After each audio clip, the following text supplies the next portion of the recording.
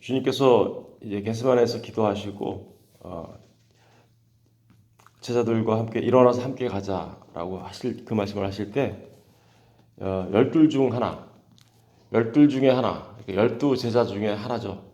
열둘 중에 하나라는 표현은 이제 굉장히 결코 좋은 표현이 아니죠, 그죠? 이 열둘 중에 하나라는 이 표현은 좀 이렇게 가룟 유다를 좀 뭐라 그럴까요? 사실은 비방하는 표현 중에 하나예요, 그죠? 열둘 중에 하나. 그래서 이제 가룟 유다를 나타낼 때 항상 열둘 중에 하나 이렇게 표현하죠, 그죠? 그 가룟 유다가 왔는데 대제사장과 백성들의 장로들에게서 파송된 큰 무리가 칼과 몽추를 가지고 그와 함께 하더라. 그러니까 주님을 이제 붙잡으려고 가룟 유다가 대제사장과 백성들의 장로들에게 파송된 큰 무리. 이 큰 무리라는 말은 이제 사실은 군대를 말하는 거예요. 군대를 말하는 건데 그 예루살렘 성전 내내 그 유월절 같은 이런 명절 때는 원래 제사장들 밑에 정전 수비대라고 해서 정전을 지키는 이 수비대가 있어요. 수비대가 있는데 이 명절 때 같은 때는 그 로마 총독이 보내는 군대와 함께 거기를 이제 치안을 워낙에 많은 사람들이 이제 명절날 이렇게 올라오니까 치안을 담당하기 위하여 정전 수비대와 함께 로마 군대 중 일부가 와서 같이 이렇게 이제 그 치안을 담당하게 되는데 지금 여기 큰 무리가 왔다라는 것은 바로 그 정전 수비대하고 로마 군대의 일부가 같이 왔다라는 것을 지금 말하는 겁니다. 이 칼을 든 사람들은 아마 로마 군대였을 거고요. 몽치를 든 사람들은 이제 정전 수비대다라고 이렇게 얘기하는 분들이 있습니다. 근데 여기서는 대제사장과 백성들 장로라고 되어 있지만 마가복음에 가서 보면 서기관들도 이렇게 표현이 되어 있어요. 그러니까 대제사장과 백성들과 서기관들이 보낸 군대. 더더구나 이제 로마 병사가 있다고 하면 그 로마 병사에게 같이 있었다는 얘기는 로마 정부 당국에서도 같이 함께 보낸 것다는 것을 우리가 알 수 있습니다. 48절에 보니까 예수를 파는 자가 그들에게 군호를 짜 이르되 내가 입 맞추는 자가 그이니 그를 잡으라 한지라. 예수를 파는 자, 그 누구죠? 이제 유다죠, 그죠? 유다가 그들에게 군호를 짰대요. 신호를 짠 거죠. 어두컴컴하고 밤이니까 누가 누군지 잘 못 알아볼 때에 밀란이 일어나지 않으려면 조용히 체포를 해야 되니까 군호를 짜고 내가 입 맞추는 자가 바로 예수다라고 이제 미리 군호를 짠 거죠. 그럼 가서 입 맞추면 그 사람만 딱 이렇게 조용하게 체포를 하려고 했던 거죠. 왜냐하면 너무 소란스럽게 한다거나 이러면 이제 많은 백성들이 예수님을 선지자로 알고 있기 때문에 그죠? 밀란이 일어날 수 있으니까 이렇게 군호를 짠 겁니다. 49절 보세요. 곧 예수께 나와 라삐어 안녕하시옵니까 하고 입을 맞추니 이게 누가 그렇게 한 거죠? 가룟 유다가 그렇게 한 거죠. 가룟 유다가 라삐어 안녕하시옵니까? 그러니까 라삐어라는 말을 썼다는 얘기는 가룟 유다가 예수님께 같이 공부했던 제자였다라는 것을 스스로 나도 당신의 제자였던 것을 말하고는 있어요. 근데 우리가 알다시피 라삐어라는 말은 주님이라는 말은 아니죠, 그죠? 주님이라고 여기지는 않습니다. 근데 입을 맞췄다라는 건 입은 이렇게 유대인들은 인사를 할 때 서로 입을 맞추고 인사를 합니다. 근데 그 인사는 사실은 사랑과 존경의 표시가 거기 들어가 있는 거예요. 그런데 지금 이 입을 맞추는 건 뭐예요? 배신의 입이죠. 그래서 사랑과 존경의 표시로서의 그 입맞춤이 오히려 이제는 지금 어떻게 해요? 배반의 입맞춤이 돼서 지금 예수님을 체포하는 그런 일이 일어나게 만들었습니다. 50절 보시면 예수께서 이르시되 친구여 내가 무엇을 하려고 하는지 행하라 하신데 이에 그들이 나와 예수께 손을 대어 잡는지라. 주님이 가룟 유다를 뭐라고 불러요? 친구여 이렇게 부르죠. 여러분 여기서 말하는 주님이 말하는 이 친구여라는 말은 굉장히 높여서 부르는 말이에요. 이스라엘 사람들한테는 그 친구라는 이 단어가 일반 사람들하고는 좀 달라요. 이스라엘 사람들은 그 사람들의 그 레벨을 세 개의 단계로 이렇게 나눠요. 하나는 일반 목동이나 아니면 양치는 사람들, 이런 사람들과 같은 그 땅의 백성들이라고 하는데, 암하 아레츠라고 해서 암미 하 아레츠라고 해서 백성은 백성인데 하 아레츠 땅의 백성. 그래서 하나님의 말씀을 잘 모르고 율법을 잘 지키지도 않고 그런 사람들을 이제 그러니까 하층민들을 그렇게 부르고요. 나아만이라고 부르는 사람들도 있어요. 나아만이라고 부르는 사람들도 있는데 그 사람들은 이제 그 사람들도 아까 암미 하 아레츠 그 사람들보다는 조금 높은, 그러니까 그 사람들은 약간 계명을 지키기도 하고요. 증인들에 의해서 이 사람들은 좀 이렇게 계명을 잘 지키는 사람들이에요라고 이렇게 인정받는 사람들이 있어요. 그리고 진짜 계명을 잘 지키고 사람들로부터 존경받고 인정받는 사람들이 있는데 그걸 이제 여기서 쓴 친구여라는 말이에요. 그게. 그러니까 예수님이 이 가룟 유다를 친구여라고 불러줬던 말은, 그 말은 가룟 유다가 예수님과 함께 하나님의 말씀을 잘 지키며 따르려고 했던 사람 중에 한 사람이다. 나름대로 그랬던 사람이다라는 것을 지금 말하고 있는 거죠. 주님께서 굳이 이 유다를 부를 때 친구여라고 부른 것은 사실은 두 가지 의미가 있는 거죠. 하나는 그런 의미가 하나 있는 거고, 또 한 가지는 지금 배반의 입맞춤을 하고 있는 유다에게 네가 내 제자이지 않았니? 라고 반문하는 거죠. 다시 한번 뭘 주시는 거예요? 유다한테 기회를 주시는 거죠. 그런데 유다는 그 일을 합니다. 그래서 내가 하는 무슨 일을 하려고 왔는지 행하라 하니까 그가 입을 맞추죠. 그러자 예수님께서 그 칼과 몽치를 들고 왔던 사람들이 어떻게요? 예수님을 이제 손을 대어서 잡았다, 체포했다라는 의미죠. 51절에 보니까 그런데 예수와 함께 있던 자 중에 하나가 손을 펴서 칼을 빼어 대제사장의 종을 쳐 그 귀를 떨어뜨리니, 이에 예수께서 이르시되 내 칼을 도로 칼집에 꽂으라. 칼을 가진 자는 다 칼로 망하느니라. 너는 내가 내 아버지께 구하여 지금 12군단 더 되는 천사를 보내시게 할 수 없는 줄로 아느냐? 내가 만약 그렇게 하면 이런 일이 있으리라 한 성경이 어떻게 이루어지겠느냐 하시더라. 예수님을 이제 가룟 유다가 입맞춤을 하고 이제 칼과 몽치를 들고 온 사람들이 예수님을 손을 대어 체포합니다. 그러자 옆에 있던 예수와 함께 있던 자 중에 하나, 누굴까요? 어떻게 아세요? 베드로인지? 예. 베드로 맞습니다. 예. 우리 요한복음 잠깐 가서 볼까요? 요한복음. 요한복음 18장.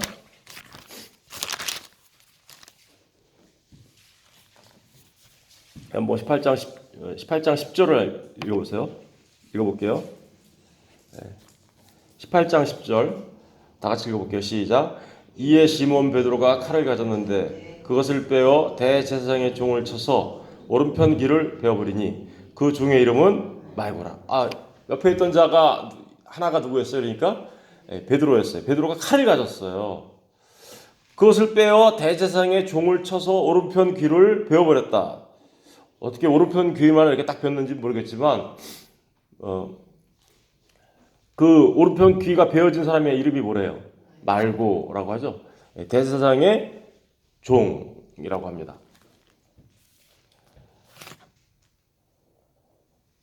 그리고 그러자 예수님께서 베드로한테 칼을 칼집에 꽂으라. 아버지께서 주신 자를 내가 마시지 아니하겠느냐. 아까 아버지께서 주신 자를 내가 마시지 않겠느냐라는 말을 아까 그 마태복음에서는 내가 12군사를 군대를 동원해서 막을 수 없는 줄 아느냐 이렇게 얘기하면서 그렇게 하면 어떻게 정경이 이루어지겠느냐라고 얘기하십니다. 이제 이거는 이 부분에 대해서는 이제 월요일 날 우리가 생각해 보는 걸로 하고요. 오늘은 칼에 대해서 좀 생각해 보려고 하는데요. 여러분, 베드로가 이 칼을 빼가지고 제사장의 종 말고의 귀를 치자 예수님께서 오히려 말고를 어떻게요? 칼집에 꽂으라. 칼로 시작한 사람은 칼로 망한다 라는 말을 하는 거예요. 칼을 가진 자는 칼로 망한다. 그러면서 그 베드로가 자른 그 말고의 귀를 주님이 도로 고쳐주시죠. 고쳐주시는 장면은 지금 마태복음과 요한복음에 안 나오는데 누가복음에 나옵니다. 우리 누가복음도 가서 확인해 볼게요. 누가복음 22장 누가복음 22장 50절.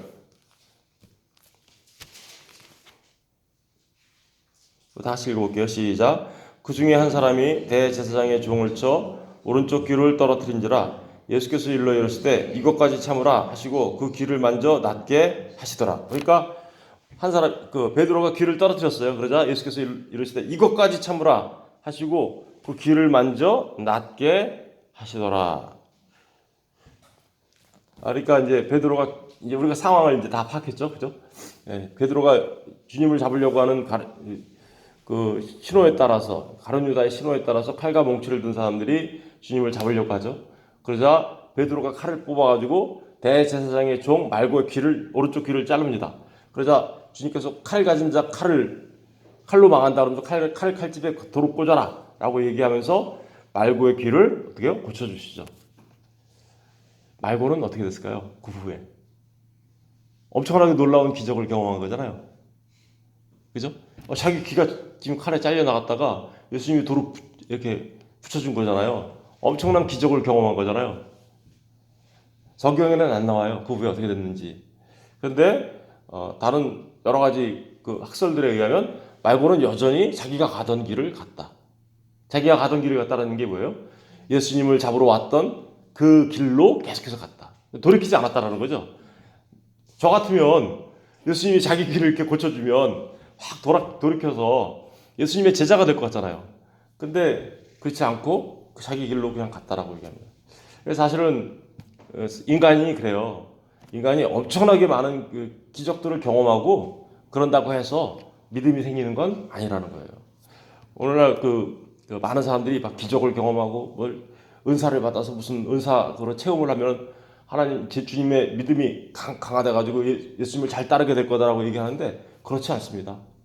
정말 믿음은요. 그런 어떤 인간의 경험에 의해서 나오는 게 아니라는 거죠. 눈에 보는 거에 의해서 나오는 게 아니라는 거죠. 믿음은 그야말로 하나님의 선물이에요. 하나님께서 주신 은혜 아니면 정말 주님을 믿을 수가 없는 겁니다.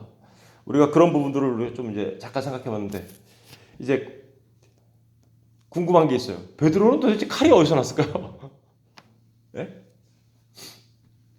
베드로는 도대체 칼을 갖고 다녔어요. 베드로가 갖고 다닌 거잖아요, 지금. 칼을 갖고 지금 말고의 길을 쳤으면 베드로는 칼을 가지고 있는 상태잖아요. 그럼 도대체 베드로는 칼이 어디서 났을까? 어디서 나가지고 이 칼로 대제사장의 종 말고의 길을 잘랐을까? 궁금하잖아요. 그죠? 우리 지금 누가복음 거기 펴 있죠? 예. 22장 펴 있죠? 22장 35절 가서 볼게요. 35절. 22장 35절을 보면 그들에게 이르시되 내가 너희를 전대와 배낭과 신발도 없이 보내었을 때 부족한 것이 있더냐 이르되 없었나이다. 이게 파송하는 장면이죠. 전대와 배낭과 신발을 없이 보냈을 때 부족한 것이 있었더냐 이르시되 없었나이다. 이르시되 이제는 전대에 있는 자는 가질 것이요 배낭도 그리하고 검 없는 자는 겉옷을 팔아 어떻게요? 검을 사라고 얘기하세요. 주님이. 그죠? 아까 주님은 이런 얘기를 하셨어요.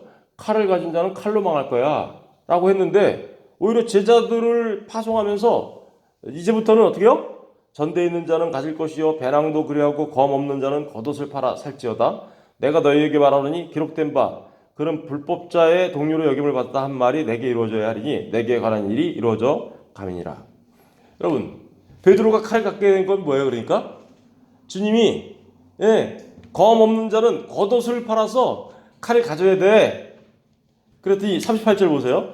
그들이 여짜오되 주여 보소서 여기 검 둘이 있나이다. 대답하시되 족하다 하시니.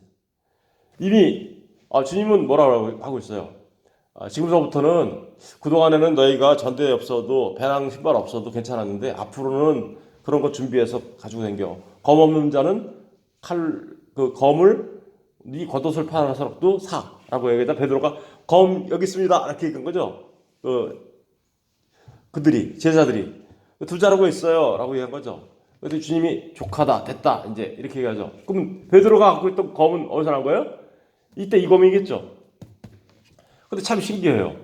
주님은 칼을 가진 자는 칼로 망할 거다라고 얘기하셨는데 여기서는 칼을 준비해라 이렇게 얘기하잖아요. 도대체 이 앞뒤가 안 맞죠? 칼을 가진 자는 칼로 망할 거다라고 얘기해놓고서는 여기서는 칼 없는 자는 칼을 어떻게 해요? 오 겉옷을 팔아서 사 이렇게 얘기하잖아요.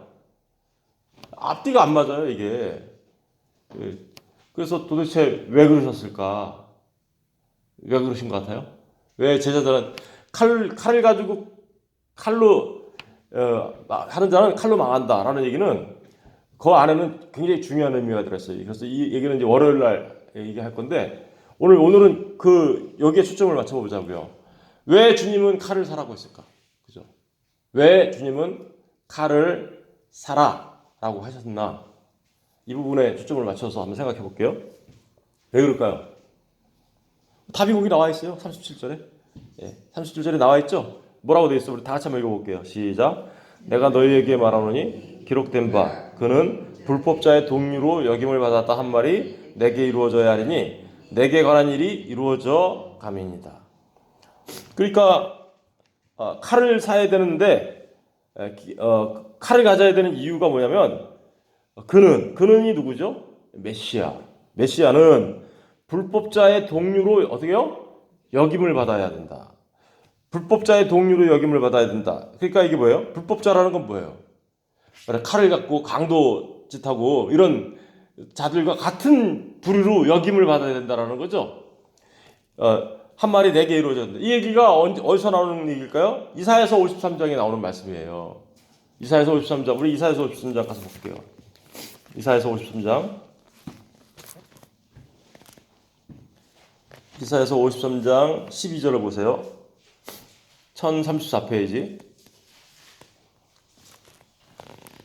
12절을 보시면 그러므로 내가 그에게 존귀한 자와 함께 몫을 받게 하며 강한 자와 함께 탈취할 것을 나누게 하리니 이는 그가 자기 영혼을 버려 사망에 이르게 하며 범죄자 중 하나로 어떻게요?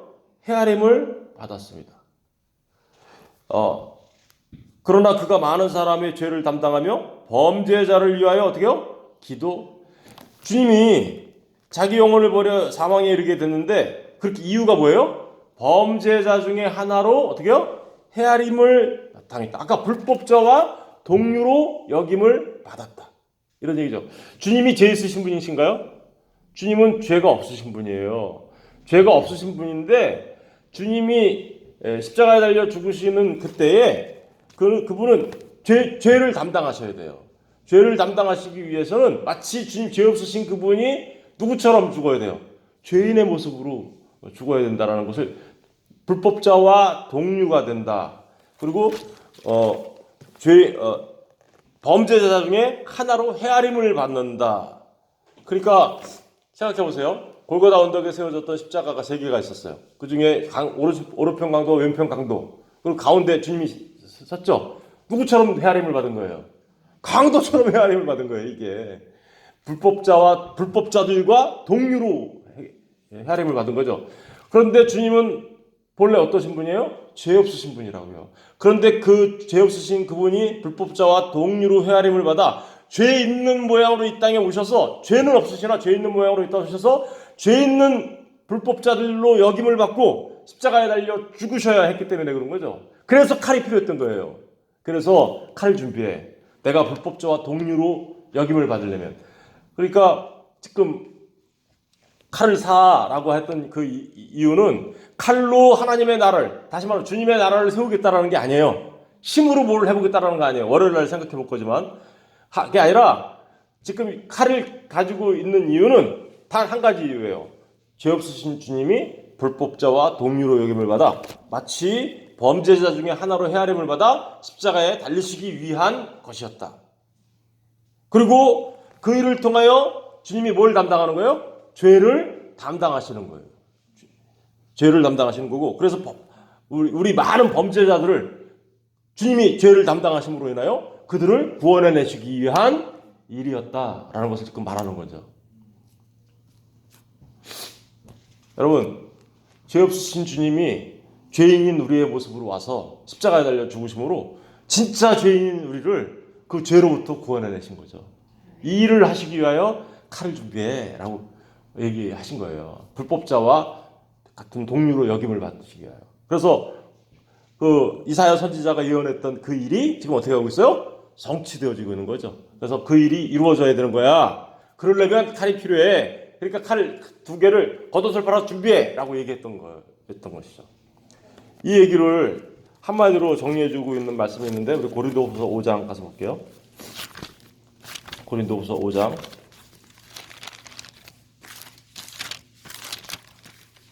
고린도후서 5장 21절 볼게요. 고린도 후서 5장 21절.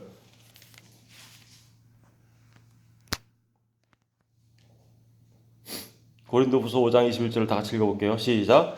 하나님이 죄를 알지도 못하는 이를 우리를 대신하여 죄로 삼으신 것은 우리로 하여금 그 안에서 하나님의 의가 되게 하려 하십니다. 하나님이 죄를 알지도 못하시는 이 누구죠? 우리 주 예수 그리스도이십니다. 죄를 알지도 못하시고 죄가 없으신 분이에요. 그런데 우리를 대신해서 불법자들인 우리, 죄인인 우리를 대신하여서 죄로 삼으셨어요. 그죠? 죄로 삼으셨어요. 죄 없으신 그분을 불법자와 동류로 역임을 받게 하셨어요. 그리고 우리로 하여금 그 안에서 그렇게 하신 이유가 뭐래요? 진짜 불법자인 우리가 우리로 하여금 그 안에서 뭐를 얻게 하기 위하여? 하나님의 의가 되게 하기 위하여 하신 거다. 여러분, 하나님의 의가 되게 한다는 얘기 뭐예요? 죄인인 우리를 의롭다 여김을 받게 하기 위하여, 하나님 나라 백성 되게 하기 위하여 그렇게 하셨다라는 것이죠. 그러니까 지금 칼을 준비해라고 해서 했던 그 말은 주님이 그러한 모습으로 불법자와 동류가 되어 우리의 죄를 담당하심으로 우리를 하나님의 의가 되게 하시기 위하여 그러셨던 거였던 거죠. 그런데 제자 베드로는 어떻게 생각한 거예요? 칼을 사용하여 그 일을 이루려고 했던 거죠. 그러니까 주님이 그런 거예요. 너 칼 사용하는 사람들은 칼로 망할 거야. 그죠? 너희들이 구원받는 거는 칼로 구원받는 게 아니야. 세상의 힘으로 구원받는 거 아니야. 힘의 나라의 원리에 의해서 구원받는 거 아니야. 내 나라는 칼에 의해서 세워지는 나라 아니야. 라고 지금 얘기하고 있는 겁니다. 여러분, 저와 여러분을 구원하시기 위하여 죄 없으신 그분이 불법자가 되셨습니다. 그리고 십자가에 달려 죽으심으로 우리를 하나님의 의가 되게 하신 거예요. 우리가 믿는 믿음은 바로 이 믿음이죠. 예, 정말 저와 여러분이 어떻게 하나님 나라에 들어갑니까? 하나님 나라는 의로운 자들만 들어가는 거예요.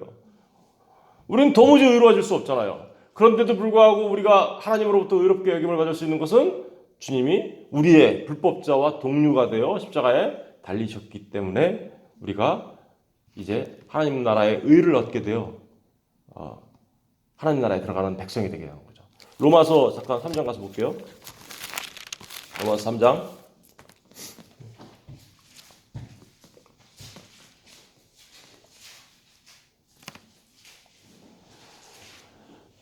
21절부터 볼게요. 21절, 22절 다 같이 읽어볼게요. 시작.